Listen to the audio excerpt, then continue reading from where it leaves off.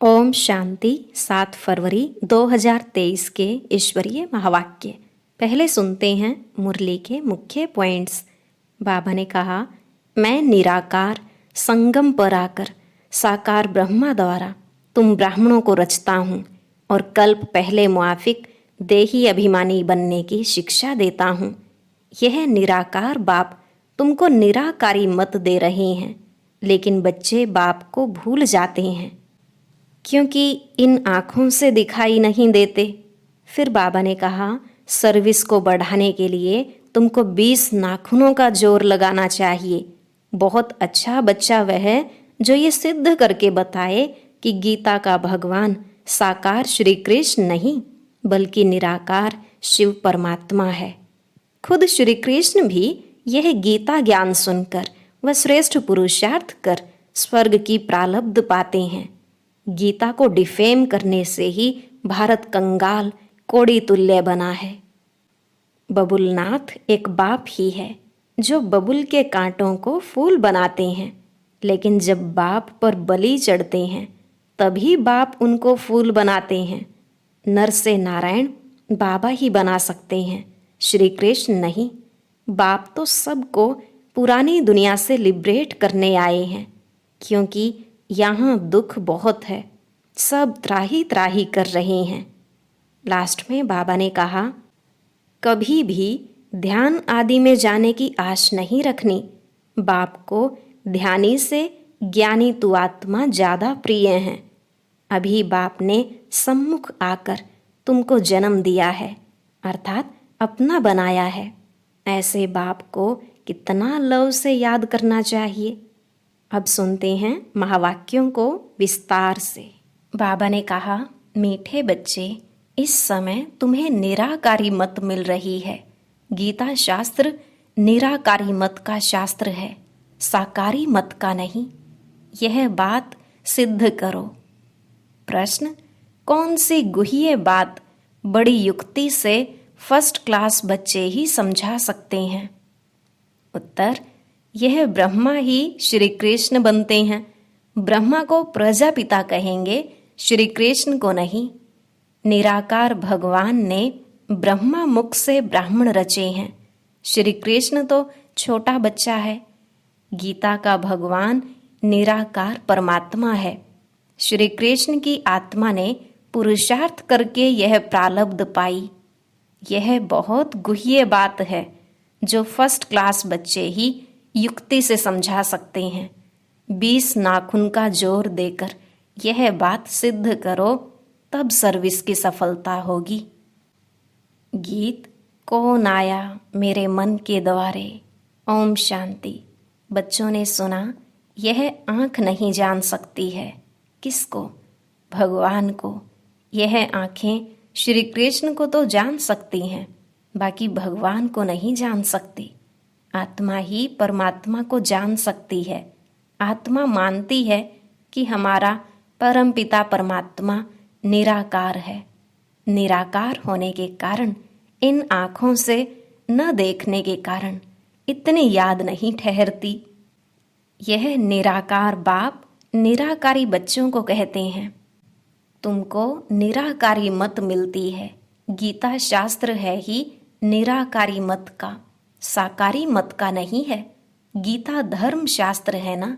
इस्लामियों आदि का भी धर्म शास्त्र है। इब्राहिम ने उच्चारा, बुद्ध ने, क्राइस्ट ने उच्चारा, उन्हों के तो चित्र हैं। गीता जो सर्वशास्त्रमयी शिरोमणि है, उसके लिए मनुष्यों ने श्री कृष्ण का चित्र दिखा दिया है, परंतु बाप समझाते हैं यह रॉन्ग है।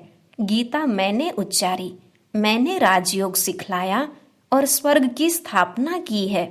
मैं हूँ निराकार परमपिता परमात्मा। मैं तुम सर्व आत्माओं का बाप, मनुष्य सृष्टि का बीज रूप हूँ। मुझे ही वृक्षपति कहा जाता है।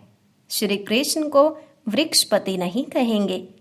परमपिता परमात्मा ही मनुष्य सृष्टि का बीज रूप क्रिएटर है। श्री कृष्ण को क्रिएटर नहीं कहेंगे, वह तो सिर्फ दैवी गुण वाला मनुष्य है।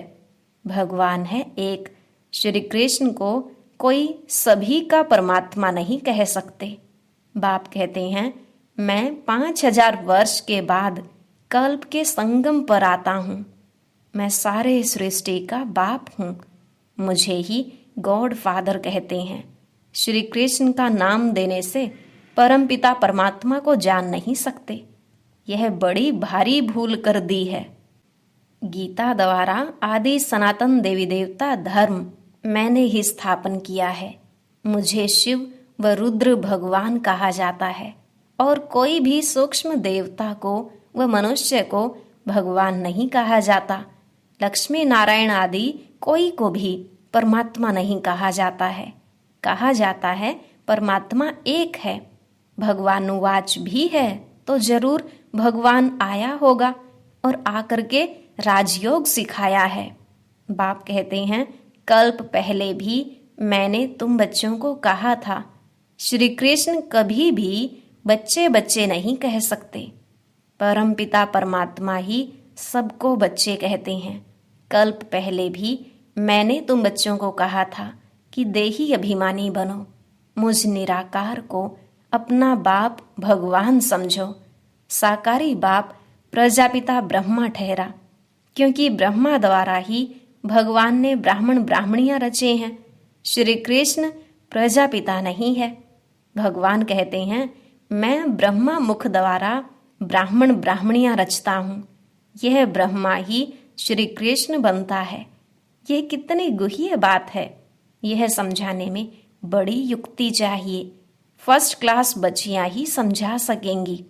बाप कहते हैं, बहुत अच्छा बच्चा व बच्ची हो जो सिद्ध करे कि गीता का भगवान निराकार परमात्मा है। जिसने गीता रची उसने ही बच्चों को राजयोग सिखाया और स्वर्ग रचा। जरूर ऊंचे ते ऊंचा बाप ही राजयोग सिखाएगा। श्री कृष्ण ने तो प्रारब्ध पाई है। प्रारब्ध देने वाला है परमपिता परमात्मा। श्री कृष्ण है उनका बच्चा। श्री कृष्ण की आत्मा ने पुरुषार्थ किया और प्रारब्ध पाई। पुरुषार्थ कराने वाले को उड़ाकर पुरुषार्थ कर प्रारब्ध पाने वाले का नाम रख गीता को खंडन कर दिया है। सर्विस को बढ़ाने के लिए बच्चों को 20 नाखून का जोर देना चाहिए। गीता किसने उच्चारी? गीता द्वारा कौन सा धर्म किसने स्थापन किया? इस ही बात से तुम अच्छी रीति जीत पहन सकते हो। परमपिता परमात्मा द्वारा स्वर्ग के मालिक बनते हैं, न कि श्री कृष्ण द्वारा। तो इस बात पर मेहनत करनी है। सब शास्त्र हैं गीता के बच्चे, तो बच्चों से कभी वर्षा मिल नहीं सकता। वर्षा तो जरूर बाप ही देंगे। काका चाचा मामा गुरु आदि कोई से भी वर्षा नहीं मिलता है। बेहद के बाप से ही बेहद का वर्षा मिलता है। यह लिखत ऐसी साफ कर लिखनी है कि समझ जाएं तो बरोबर गीता खंडन की है। गीता को डिफेम किया है, इसलिए भारत कंगाल बन गया है, कोड़ी तुल्य बन गया है। ऐसी लिखत लिखो। भारत को स्वर्ग बनाने वाला कौन है? स्वर्ग कहाँ है? कलयुग के बाद सतयुग होगा तो उनकी स्थापना जरूर संगम पर होनी चाहिए। शिव भगवानुवाच, मैं कल्प कल्प संगम पर पावन दुनिया बनाने आता हूँ। ऐसे सिद्ध करो जो समझें कि शिव परमात्मा ही सबको दुखों से लिबरेट करते हैं, न कि श्री कृष्ण। गीता के भगवान को जो समझ जाएंगे वही आकर फूल चढ़ाएंगे। सभी नहीं चढ़ाएंगे। जो समझ गए वह फूल बन बलि चढ़ जाएंगे। बाबा को कोई फूल देते हैं तो बाबा कहते हैं, मुझे ऐसे फूल बच्चे चाहिए। कांटे मेरे पर बलि चढ़ें तो मैं उनको फूल बनाऊं। बबूल नाथ भी मेरा नाम है। बबूल के कांटों को फूल बनाने वाला मुझे ही कहते हैं। श्री कृष्ण तो स्वयं फूल है। वह है गार्डन ऑफ अल्लाह। यह है डेविल फॉरेस्ट। इनको फिर डीटी गार्डन बाप बनाता है। तुम ही नई दुनिया के मालिक बनते हो। लक्ष्मी नारायण की डीटी डायनेस्टी कही गई है। ब्राह्मण कुल की डायनेस्टी नहीं कहेंगे। यह ब्राह्मण कुल है। परमपिता परमात्मा ने ब्रह्मा द्वारा प्रजा रची है, इसलिए इनको प्रजापिता कहा जाता है। शिव बाबा को व श्री कृष्ण को प्रजापिता नहीं कहेंगे। यह तो कृष्ण पर कलंक लगाए हैं कि 16,108 रानियां थी। यह तो प्रजापिता ब्रह्मा ने इतने बच्चे और बच्चियां पैदा की हैं। ज्ञान का सागर है ही एक परम पिता परमात्मा। पाप का दंड धर्मराज देते हैं। प्रेसिडेंट को भी बड़े से बड़ा जज कसम देंगे। राजा से कभी कसम नहीं उठवाया जाता है, क्योंकि उन्हें राजा बनाता है भगवान। वह है अल्पकाल के लिए। यहाँ तो बाप 21 जन्मों के लिए राज्य भाग्य देते हैं। वहाँ कसम उठाने की बात नहीं है। यह मनुष्य सृष्टि रूपी वृक्ष है, कोई जंगली वृक्ष नहीं है। परमपिता परमात्मा को वृक्षपति कहा जाता है। श्री कृष्ण इस वृक्ष का राज नहीं बता सकते, वृक्षपति ही समझा सकते हैं। नर से नारायण तो बाप ही बनाएगा, न कि श्री कृष्ण। मुख्य धर्म शास्त्र हैं 4, बाकी सब हैं दंत कथाएं। पहला पहला धर्म कौन सा स्थापन हुआ और किसके द्वारा? स्वर्ग में था देवी देवता धर्म, तो जरूर वह बाप ही रचेगा। बाप पुरानी दुनिया से लिबरेट करते हैं, क्योंकि दुख बहुत है, त्राही त्राही करते हैं। बाप से स्वर्ग का वर्षा लेना है तो अभी लो। साधारण आदमी कोई वर्षा दे नहीं सकता। बच्चों को सर्व प्राप्ति कराने वाला है ही बाप। बेहद का बाप ही स्वर्ग का मालिक बनाते हैं। ऐसी ऐसी टेम्पटेशन देनी है। जैसे शिकारी लोग कोई से शिकार कराते हैं तो सारी तैयारी कर शिकार सामने लाकर सिर्फ उनसे शिकार कराते हैं। यहाँ शिकार कराना है माताओं से। बाप कहते हैं शिकार माताओं के आगे ले आना है। माताएं बहुत हैं, नाम एक का बाला हो जाता है। तुम शक्ति सेना हो। शक्ति डायनेस्टी नहीं कहेंगे। शक्ति सेना की मुख्य है जगदम्बा, काली, सरस्वती। बाकी चंडिका आदि उल्टे नाम भी बहुत रख दिए हैं। तो तुम बच्चों को ऐसी बातों पर क्लियर करना है कि ऊंचे ते ऊंचा भगवान, फिर ब्रह्मा विष्णु शंकर। प्रजापिता ब्रह्मा की बेटी है सरस्वती। उनको गॉडेज ऑफ नॉलेज कहते हैं, तो जरूर उनके बच्चों को भी गॉडेज ऑफ नॉलेज कहेंगे। अंत में विजय तो तुम्हारी होने वाली है। कोई कोई गीता से वेदों का मान ज्यादा रखते हैं, तो भी गीता का प्रचार ज्यादा है। बाप कहते हैं मैं आता हूं संगम युग पर। श्री कृष्ण का चित्र है ही सतयुग का। फिर 84 जन्मों में रूप बदलता जाता है। ज्ञानी तू आत्मा तब बन सकते हैं जब परम पिता परमात्मा आकर आत्मा का ज्ञान देवे। परम पिता परमात्मा है ज्ञान का सागर। उन द्वारा तुम ज्ञानी तू आत्मा बनते हो। बाकी सब हैं भक्त तू आत्मा। बाप कहते हैं मुझे ज्ञानी तू आत्मा प्रिय लगते हैं। महिमा सारी गीता की है। ध्यानी से ज्ञानी श्रेष्ठ हैं। ध्यान ट्रांस को कहा जाता है। यह तो बाप से योग लगाना है। ध्यान में जाने से कोई भी फायदा नहीं है। बाप कहते हैं मैंने राजयोग सिखाया था। श्री कृष्ण को यह प्रारब्ध मैंने ही दी थी। जरूर अगले जन्म में पुरुषार्थ किया होगा। सारी सूर्यवंशी राजधानी ने मेरे द्वारा ही प्रारब्ध पाई है। दिलवाड़ा मंदिर का कॉन्ट्रास्ट भी ऐसे लिखो जो पढ़ने से ही मनुष्यों को झट तीर लग जाए। फॉर्म भी भराना है कि बेहद का बाप ज्ञान का सागर है, बहुत मीठा है, हमको राजयोग सिखलाता है। उस सतगुरु बिगर है घोर अंधियारा। ऐसे बाप की महिमा करने से बुद्धि में लव आएगा।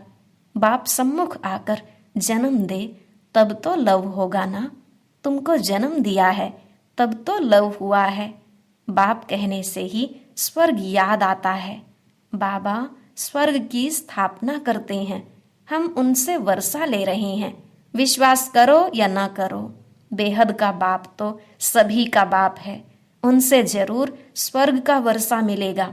बाप है ही नई दुनिया का रचयिता, तो जरूर नई दुनिया का वर्षा देगा। अच्छा, मीठे मीठे सिकिलधे बच्चों प्रति माता पिता बाप दादा का याद प्यार और गुड मॉर्निंग। रूहानी बाप की रूहानी बच्चों को नमस्ते। रूहानी बच्चों की रूहानी बाप दादा को नमस्ते नमस्ते, गुड मॉर्निंग, शुक्रिया बाबा, शुक्रिया। धारणा के लिए मुख्य सार। पहला पॉइंट, बाप का प्रिय बनने के लिए बुद्धि में ज्ञान को धारण कर ज्ञानी तू आत्मा बनना है। बाप से योग लगाना है, ध्यान की आश नहीं रखनी है। दूसरा, माताओं को आगे रख उनका नाम बढ़ाना है। अथॉरिटी से गीता के भगवान को सिद्ध करना है। 20 नाखून के जोर से सर्विस को बढ़ाना है। आज का वरदान, श्रेष्ठ जीवन की स्मृति द्वारा विशाल स्टेज पर विशेष पार्ट बजाने वाले हीरो पार्टधारी भव। श्रेष्ठ जीवन की स्मृति द्वारा विशाल स्टेज पर विशेष पार्ट बजाने वाले हीरो पार्टधारी भव। बाबा ने कहा, ब्रह्मा बाप ने आप बच्चों को दिव्य जन्म देते ही पवित्र भव, योगी भव का वरदान दिया। जन्मते ही बड़ी माँ के रूप में पवित्रता के प्यार से पालना की, सदा खुशियों के झूले में झुलाया। सर्व गुण मूरत, ज्ञान मूरत, सुख शांति स्वरूप बनने की हर रोज लोरी दी। ऐसे माता पिता के श्रेष्ठ बच्चे ब्रह्मा कुमार कुमारी हैं। इस जीवन के महत्व को स्मृति में रख विश्व की विशाल स्टेज पर विशेष पार्ट, हीरो पार्ट बजाओ। स्लोगन, बिंदु शब्द के महत्व को जान, बिंदु बन, बिंदु बाप को याद करना ही योगी बनना है। बिंदु शब्द के महत्व को जान, बिंदु बन, बिंदु बाप को याद करना ही योगी बनना है। अब हैं मातेश्वरी जी के अनमोल महावाक्य। मम्मा ने कहा, पहले पहले यह जानना जरूरी है कि अपना असली लक्ष्य क्या है, वो भी अच्छी तरह से बुद्धि में धारण करना है, तभी पूर्ण रीति से उस लक्ष्य में उपस्थित हो सकेंगे। अपना असली लक्ष्य है, मैं आत्मा उस परमात्मा की संतान हूँ, असल में कर्मातीत हूँ। फिर अपने आप को भूलने से कर्म बंधन में आ गई। अब फिर से वो याद आने से, इस ईश्वरीय योग में रहने से अपने किए हुए विकर्म विनाश कर रहे हैं। तो अपना लक्ष्य हुआ, मैं आत्मा परमात्मा की संतान हूँ। बाकी कोई अपने को हमसो देवता समझ उस लक्ष्य में स्थित रहेंगे तो फिर जो परमात्मा की शक्ति है वो मिल नहीं सकेगी और न फिर तुम्हारे विकर्म विनाश होंगे। अब यह तो अपने को फुल ज्ञान है, मैं आत्मा परमात्मा की संतान, कर्मातीत हो भविष्य में जाकर जीवन मुक्त देवी देवता पद पाएंगे। इस लक्ष्य में रहने से वह ताकत मिल जाती है। अब यह जो मनुष्य चाहते हैं हमको सुख शांति पवित्रता चाहिए, वो भी जब पूर्ण योग होगा तभी प्राप्ति होगी। बाकी देवता पद तो अपनी भविष्य प्रारब्ध है, अपना पुरुषार्थ अलग है और अपनी प्रारब्ध भी अलग है, तो यह लक्ष्य भी अलग है। अपने को इस लक्ष्य में नहीं रहना है कि मैं पवित्र आत्मा आखिरीन परमात्मा बन जाऊंगी, नहीं, परंतु हमको परमात्मा के साथ योग लगाए पवित्र आत्मा बनना है।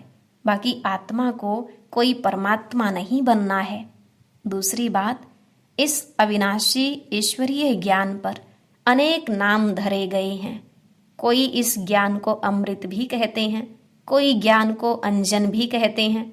गुरु नानक ने कहा ज्ञान अंजन गुरु दिया, कोई ने फिर ज्ञान वर्षा भी कहा है। इसलिए इस ज्ञान से ही सारी सृष्टि सब्ज बन जाती है।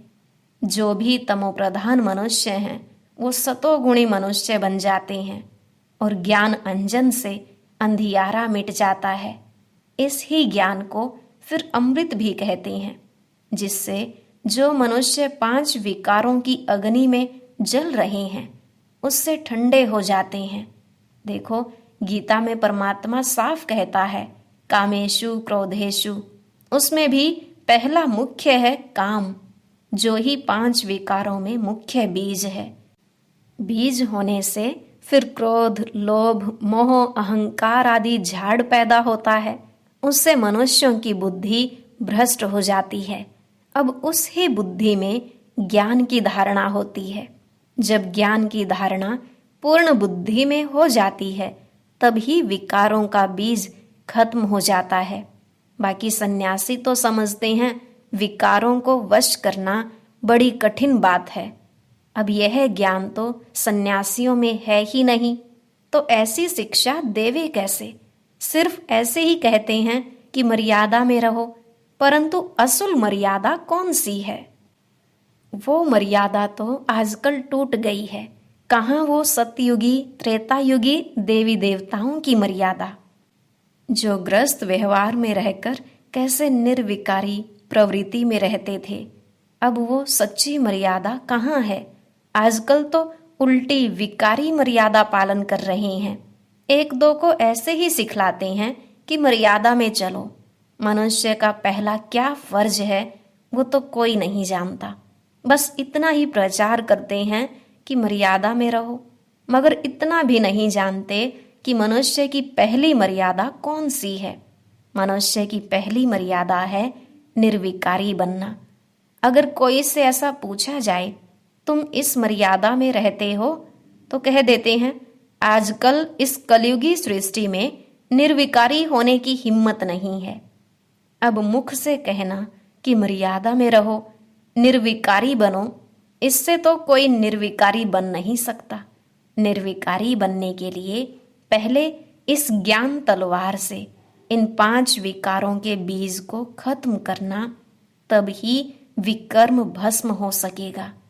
अच्छा, ओम शांति। और अब सुनते हैं आज का अव्यक्त ज्ञान मोती।